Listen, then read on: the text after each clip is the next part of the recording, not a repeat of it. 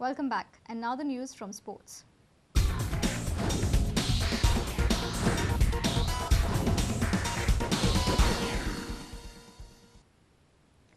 Dempo Group Chairman Srinivas Dempo has said that he decided to contest the GFA presidential elections after he was approached by people like Shivanand Salgaonkar. He admitted that initially he had not decided to contest the Goa Football Association presidential elections. He also refuted the allegation of involvement of money during the campaigning process. Srinivas Dempo addressed the media on Saturday morning. Chairman of Dempo Group of Companies, Srinivas Dempo, spoke about his campaign. I think we started with Bardez. We covered all 100% of the clubs in Bardez.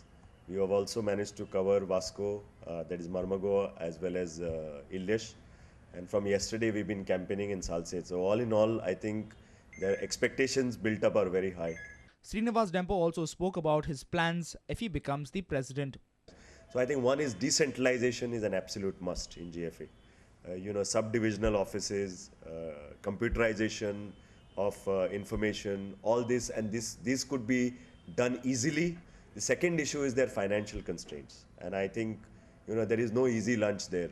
But what we could tap is through the help of government, through the help of AIFF. And the third issue is, of course, infrastructure strengthening, which has to be done in tandem with government. There are issues such as Duler Stadium needs to be completed. There are issues such as a ground for GFA in South Goa. There are issues where erstwhile ground in Panji, which was a football ground, is not a football ground anymore.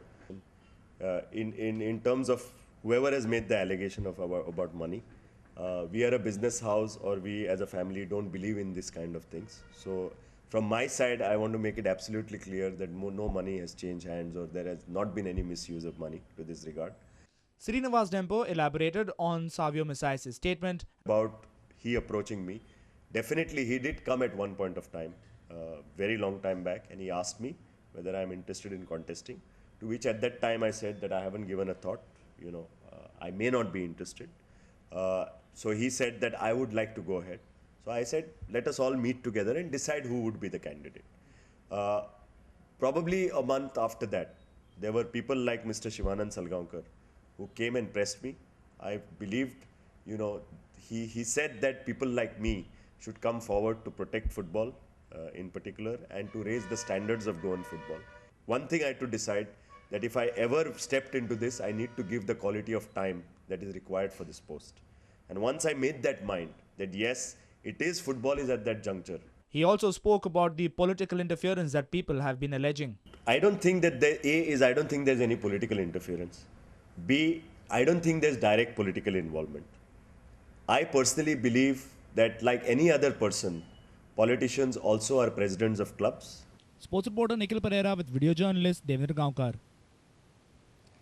With just 10 matches left between now and the World Cup, India captain MS Dhoni has highlighted an area of concern in the Indian team. The last 10-over period, also called as the death overs, has been India's problem for a long time. But surprisingly, the team is yet to find a solution to this problem. Well, of course, the last 10 overs has always been a big concern for us.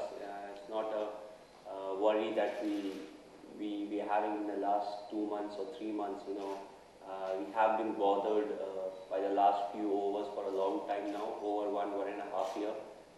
We have done well in between, but we have not been really consistent. So still, it's an area where we can definitely improve, and the end result can really depend on those 5-6 overs, because if you give more than 15, 20 or 25 extra runs, it becomes really difficult to score them, because if you are chasing total like 290 odd runs, which means right from the very start you have to score at 6 runs and over, and if a few bowlers bowl a few good overs, and the rate keeps on mounting. So I think it's an area where we need to improve, and we are putting a lot of effort, and we have achieved the desired results, but we have not been consistent with it.